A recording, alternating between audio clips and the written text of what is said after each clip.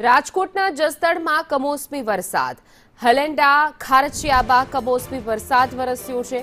સાંજના સમયે એકાએક વાતાવરણમાં પલટો આવ્યો, પવન સાથે એકાએક કમોસમી વરસાદ પડ્યો। રસ્તા પરથી પાણી વહી નીકળ્યા હતા તેવા દ્રશ્યો પણ લોકોને ગરમીમાંથી ચોક્કસથી રાહત મળી હતી।